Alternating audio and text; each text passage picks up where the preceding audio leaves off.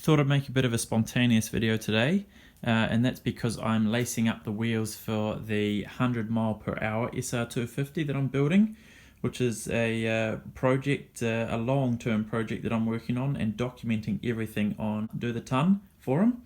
So if you're interested, go and check that out. But this video might be a bit shaky. I'm going to film it all by hand, so apologies in advance for that. But a couple of tips straight off the bat, and that is before you go dismantling your current wheel and getting your hub out, make sure you take a lot of photos of the current setup and how the spokes are laid out, because it can be quite intimidating and look complex, even though when we're going to break it down it should be quite straightforward. But you see that there's 4 different spoke lengths.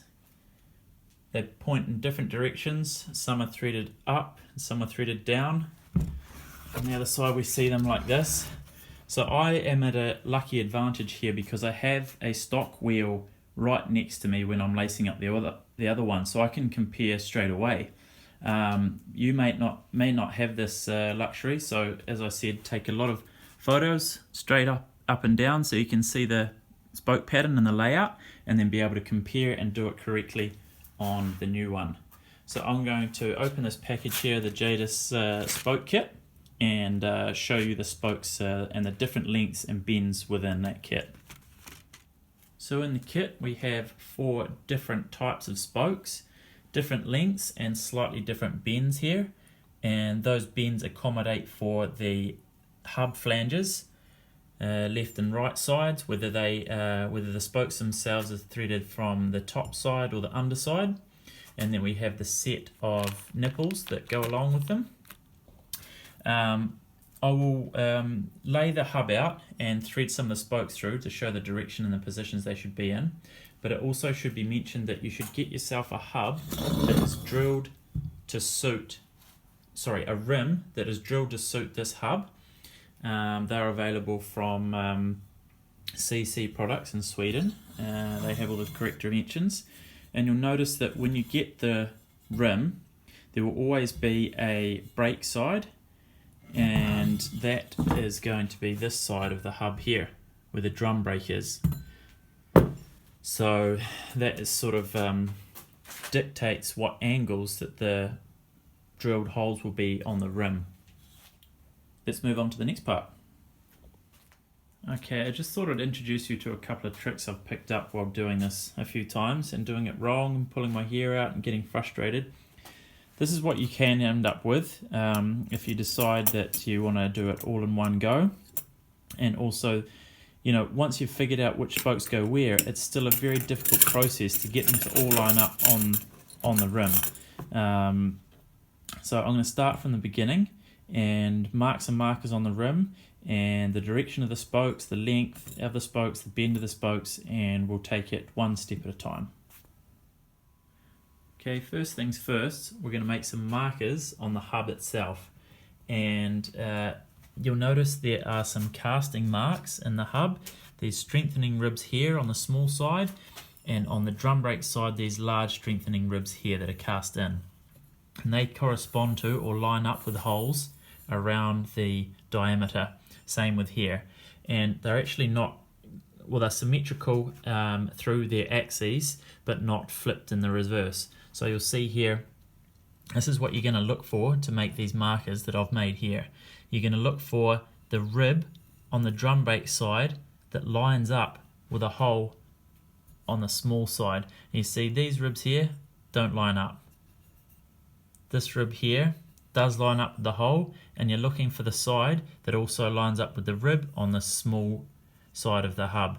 So the outer hole, the rib, no rib, inner hole. So we're looking, I think that's pretty clear. We want those marks, and then we're going to start putting spokes in on the drum brake side. So we're going to flip this over, and you'll see that I've made a mark here which corresponds to that, and that's going to be our starting point for putting the spokes in. Okay, we're going to grab 2 sets of spokes to put on this side of the hub, and we're going to grab the 2 shorter sets, and they are almost identical in length, almost if not exactly the same. The only thing that differentiates them, I'll pull this out so you can see, is the bend flange here. I'll just grab one of these as well, and you see that one's long and one's short, and that's to be able to clear the flange, because some of them get pushed through from the top side and some get pushed through up through the underside, and they need to be able to clear this big flange here. So with that in mind, we're going to take the ones with a shorter flange here, and we're going to push them from the top side here, and in this case to the left of our mark that we've just made, we're going to use the spokes with the shorter flange and put them down inside like that. And I'm going to do that all the way around every second hole. Now I've done that, I'm going to be able to lift up the hub and they should all fall down nicely. And once they're in place, I'm going to be able to rotate them around, and they'll stick out the side here like this, and they are actually going to point in an anti-clockwise direction, and I'm going to tape them up as a kit. And that taping process, or that method, is something that I've picked up. I don't know if other people do it, but I certainly find it much easier, and it will be clear later on in the process why I do that and why it makes things easier. I'll tape this up as a set and show you what that can look like. So now I've taped those spokes that I've put through the hub into a set in this direction, anti-clockwise, and that keeps them all together when we start moving the hub around and working on the other side, and it especially makes things easier once the rim comes into play. So I'm going to put in the other spokes, which is the long flanged spokes, and they're going to come into the hub, this flange here, from the underside. I'm going to put those in place, and they're obviously in all of the remaining holes, and then tape them in their direction, which is going to be a clockwise direction, and then we'll see what that looks like. As we can see, that set of spokes is now complete, the ones that we pushed up from the underside with a longer bend flange, and we've rotated them in a clockwise direction and then taped them together as a set so that when we move things around they hold together. You notice I've put the tape somewhat close out to the thread itself, and this is going to give us enough room to put the spokes in on the other side because we have to feed them through, and that's what I'm going to do now. I'm going to flip the hub over and we'll work on the other side. Okay, now we're on the other side of the hub. We're going to use the remaining two sets of different spokes, and they're slightly longer than the other side, but you'll notice that they actually have the same bend at the head, and the thing that differentiates them is that one is slightly longer than the other, and that's because we actually push all of these spokes in through from this side so that you end up seeing the heads on all of these holes, but we have two different diameter positions here, an outer diameter and an inner diameter, and of course relating that to the rim, we're going to use all of the short spokes, or the shorter spokes, on the outer diameter and the longer spokes on the inner diameter. So we're going to place those now, and it's very important, this is why we place this marker here, to get this first spoke correct. So we'll place those now, and I think we'll start with the inside diameter, which means the slightly longer of the spoke sets, and we'll do that as a complete set and then tape it up like we did on the other side. Okay, now I have all those inner diameter spokes in place and taped up as a set or a family, and it's really important that you'll see that if you take this mark here and look at the spokes in the smaller diameter here, they actually point to the left or anti-clockwise. So it's important to tape them up in that direction because that corresponds with the holes drilled on the hub. I'm going to put in the spokes now that are slightly shorter, and we're going to put those in and tape them as a set as well. I'll show you that now. And I just want to point out that it can be a bit tricky to put these in place because of the taped sets here, but you'll be able to maneuver things around and get it in place. And I promise you it is worth it to do it this way. Right, the last set of spokes is now in place and taped up, and yes, it looks like an absolute mess, but it'll all be worth it. And you can see the outer diameter spokes here that I've just put in place now actually point clockwise, in a clockwise direction towards the right, and that's taped up as a set. I'm going to bring the rim into place and highlight a couple of things, and then we'll get into putting the nipples in place. Now comes the exciting part, and the good thing about having taped up our spokes like that is that we can pull the rim on and off, and the spokes don't get in the way or scratch it, and it's just easy to maneuver. I've chocked mine up so that the spokes land a little bit more level with the center of the rim, and using our reference points, we are going to look closely here and see that this is the marker we've made earlier, and here is the valve hole on the rim. And I mean, this doesn't necessarily mean anything, and it's not important where this lines up and according to these holes here. What is important though is that we look at the drilled holes around the rim, and it will be very obvious which spoke should go to which hole, because the hole in the rim will be pointing in a direction, either this direction or that direction, and it will be very obviously pointing up or down, and that will decide the spoke on which side of the hub and in which direction it's pointing. So that's another benefit or bonus of having taped these sets together, because we can see quite clearly. And the first step is going to be to cut our first spoke loose from the set. And as always, as we've been doing now, we're using our reference point, so we'll take the first to the right. That seems pretty straightforward and easy. I'm going to cut that spoke from its shackles, and then we have one free spoke to move around, and we're going to look around the rim to try and find the hole that this spoke best suits, which is going to be this direction and pointing down. So I'll find that, and I'll count from the valve hole and let you know where that hole might be on your rim. Just before I go and do that, I've actually failed to mention, and I better mention it now, that the rim will have two sides so that the holes match the drilling, or the drilled holes match the hub. And you can see that's the brake side of the hub, and if I get a shot here, you can see that's the brake side of the rim. So that's important to match up. Now I've managed to find where the spoke should go, and it actually may not, in your case, have any relationship to the valve hole at all, depending on how the rim has been drilled. But it should be very obvious that the dimple that is pointing in this direction, you'll see which direction it's drilled, and you'll see that it's either pointing up or down. You'll choose that hole according to the position and the direction of this spoke, and this will be our new starting point. So from now on, we'll forget this reference here, and we'll make a reference here instead. So when lacing up the wheel, we're always going to be working in groups or sets. So now we have this spoke here pointing in this direction with our new reference point. We need to match up a spoke from the same side of the hub, but from the underside, that's going to point in this direction up towards this hole here. And we are going to be picking up hole 1 and 3 on the rim, and on the hub we're going to be picking up hole 1 and 6. So 1, 2, 3, 4, 5, 6, and you'll see that's from the underside, and you'll see that's going to be this spoke here, and we're going to find the hole here, 1, 2, 3, and put that in place, and that'll be a set for this side. Then there'll be a corresponding set on the other side. Now that I've found that spoke's hole here on the rim, I've removed the wooden blocks on each side because it's going to be easier now to continue. And what I did was I clipped out that one spoke from its set, so I was able to move it around into position. And now I have my set.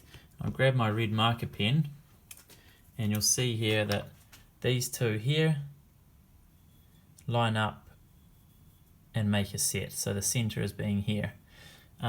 What I should be able to do now is pick up an extra set in 2 more locations. Because of the number of spokes and the way of the construction of this wheel, we end up with a tri-spoke pattern in terms of sets. So we'll have one set here and one set here. Okay, I've set the camera up on the tripod to see if this makes things any clearer.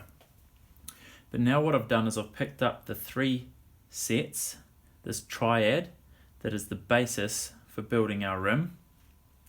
and what we'll end up with is a set of spokes from each position on the hub, or another way to say that is one from each set of spokes together in formation in 3 positions around the rim.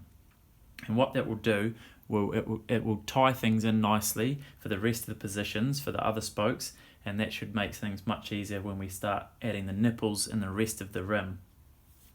And what I've done is in each of those positions I've cut out the spoke and removed the tape and then put it into position. And it can be a bit fiddly, but it's sort of the method that I've come to use and enjoy using.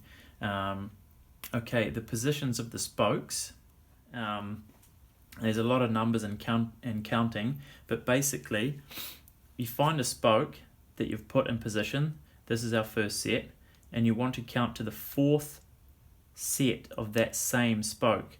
So we call this 1.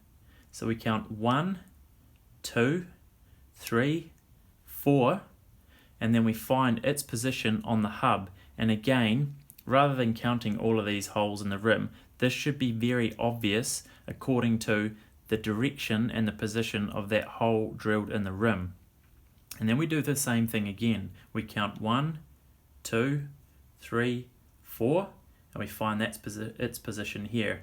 And we do the same thing with the spoke that's coming from the underside of this flange on the brake side of the hub. So we have this position here, so we count its number 1, 1, 2, 3, 4, and there it is for that set. We do the same again for the third set, 1, 2, 3, 4, and there it is. And I'm actually going to position the spokes on the other side to complete this triad rather. Okay, we've flipped the wheel onto the other side, and now we're going to be working on this side of the hub and rim. And to make things easier, we're going to come back to our reference points that we've made. One was these positions here on the hub, and then another one we're going to make some marks on the rim where we created our first set, or our first connecting spokes into the rim.